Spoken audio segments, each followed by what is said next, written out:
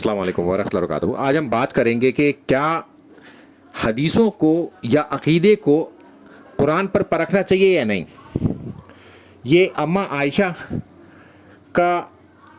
عمل ہمیں اس حوالے سے ملتا ہے کہ وہ چیزوں کو قرآن کے اوپر پرکھتی تھیں، اور اس حوالے سے ہم دو ایگزامپل آپ کے سامنے رکھیں گے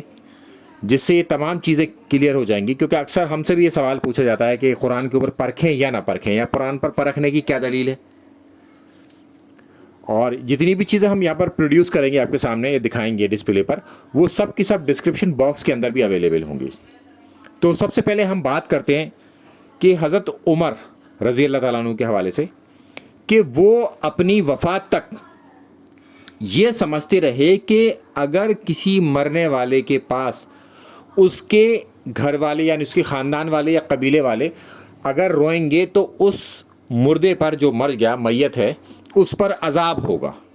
اور یہ ان کا عقیدہ ان کی وفات تک تھا۔ اور جب یہ بات اماں عائشہ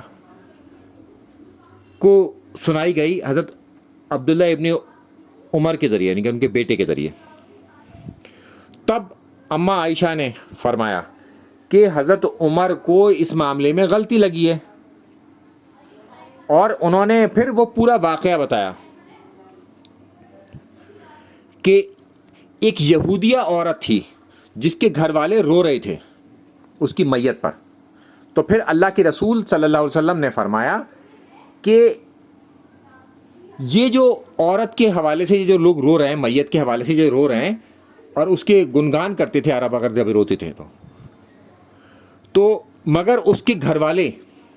جو رو رہے ہیں وہ نہیں جانتے کہ وہ عورت تو عذاب میں مبتلا ہے، یعنی کہ وہ میت تو عذاب میں مبتلا ہے، کیونکہ وہ یہودیہ تھی۔ گھر والے کتنی بھی اس کی بڑائی بیان کر لیں اس وقت، چونکہ وہ اپنے اس عقیدے پر مری ہے، لہٰذا اس کے ساتھ تو عذاب ہوگا ہی ہوگا، اس پر تو عذاب ہوگا ہی ہوگا۔ تو یہ حدیث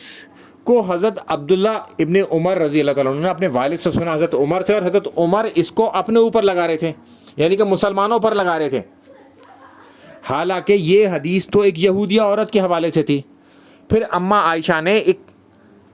قرآن کی ایک آیت رکھی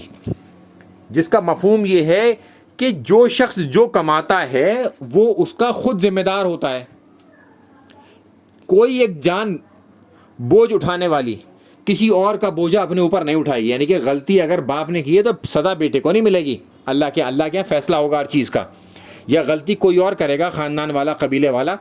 تو کسی دوسرے شخص کو اس کی سزا دے دی جائے گی، ایسا نہیں ہوگا۔ یعنی کہ اللہ کے رسول صلی اللہ علیہ وسلم نے جو بات بیان کی تھی وہ تو یہودیہ عورت کے حوالے سے کی تھی، حضرت عمر اپنے اوپر سمجھ بیٹھے، یعنی کہ انہوں نے اس کو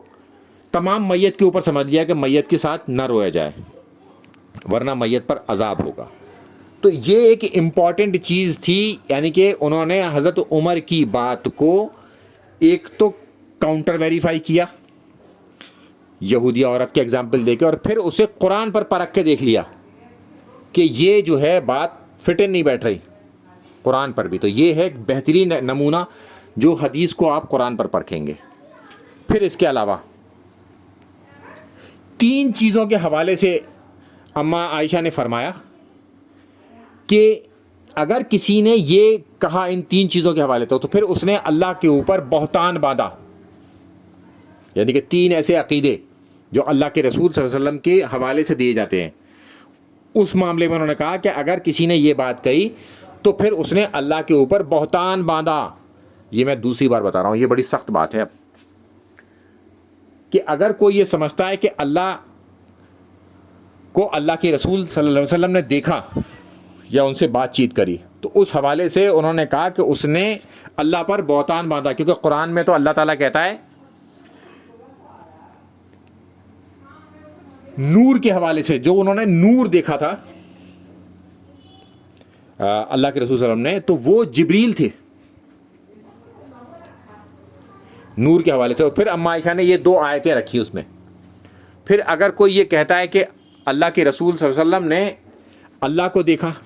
یعنی کہ بات کرنے کے حوالے سے اور اللہ کو دیکھنے کے حوالے سے، تو پھر انہوں نے یہ آیت رکھی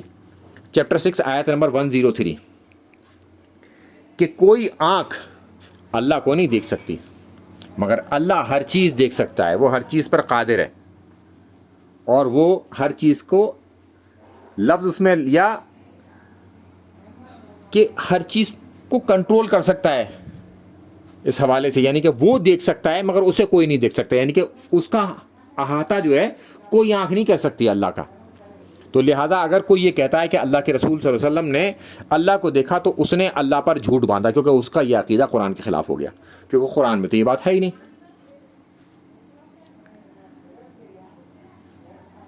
اب اس کے آگے پھر اماں فرماتی ہیں کہ کسی بشر کے لیے کلام کے حوالے سے کہ یہ ممکن نہیں کہ وہ اللہ سے روبرو یعنی کہ ڈائریکٹلی بات کرے. کوئی بشر بھی جو ہے اللہ سے ڈائریکٹ بات نہیں کر سکتا. کیسے ہو سکتی ہے؟ یا تو وحی کے ذریعے، یا کسی آڑ میں، اوٹ میں، کسی میں یعنی کہ پردے میں، یا پھر پیغام لانے والے یعنی کہ کسی فرشتے کے ذریعے. اس کے علاوہ کسی اور طریقے سے اللہ سے بات نہیں ہو سکتی، کیونکہ اللہ تعالیٰ کسی بشر سے بات نہیں کرتا، ڈائریکٹلی کلام نہیں کرتا. تو انہوں نے یہ عقیدہ بھی رد کر دیا قرآن پر پیش کر کر. اب اس کے آگے چلتے ہیں نمبر 2 کہ اگر کوئی یہ سمجھتا ہے کہ اللہ کے رسول صلی اللہ علیہ وسلم نے کچھ علم تو بتا دیا تھا اور کچھ علم چھپا لیا تھا، یعنی کہ کچھ خاص علم تھا جو صرف انہی کے پاس تھا، تو پھر اس نے اللہ پر جھوٹ باندھا. ایسی شخص نے بھی، کیونکہ اس کا عقیدہ یہ والا بھی اللہ کے خلاف ہو گیا، قرآن کے خلاف آ گیا. کیونکہ اللہ تعالیٰ کہتا ہے کہ اے رسول، یعنی کہ اللہ کے رسول صلی اللہ علیہ وسلم کو ایڈریس کرتے ہوئے، پہنچا دیجیے جو کچھ آپ کے رب نے آپ کی طرف اتارا، یعنی کہ جو بھی کچھ وحی ہے وہ آپ کو لوگوں تک پہنچانی ہے. یہ ڈائریکٹلی حکم ہے. اللہ کے رسول صلی اللہ علیہ وسلم کچھ چھپا نہیں سکتے اس حوالے سے، چونکہ یہ اس دین کا حکم ہے کہ جو بھی کچھ اللہ کے رسول صلی اللہ علیہ وسلم پر اترا وہ سب کا سب امت میں ٹرانسفر ہونا ہے، یعنی کہ امت کو جانا ہے، کوئی چیز چھپائی نہیں جائے گی. تو کوئی ایسا علم نہیں تھا جو اللہ کے رسول صلی اللہ علیہ وسلم نے اپنی امت سے چھپا لیا ہو. پھر اس کے آگے جو آخری اور تیسری بات ہے کہ اگر کوئی شخص یہ سمجھتا ہے کہ اللہ کے رسول صلی اللہ علیہ وسلم یہ جانتے تھے کہ کل کیا ہونے والا ہے، تو اس نے بھی اللہ پر جھوٹ باندھا. اللہ کے رسول صلی اللہ علیہ وسلم کو وہی انفارمیشن پتہ ہوتی تھی جو اللہ کی طرف سے ان تک آتی تھی، اس سے زیادہ نہیں. وہ کل کا حال نہیں بتا سکتے تھے. ہاں اگر یہ بتایا جائے اللہ کی طرف سے کہ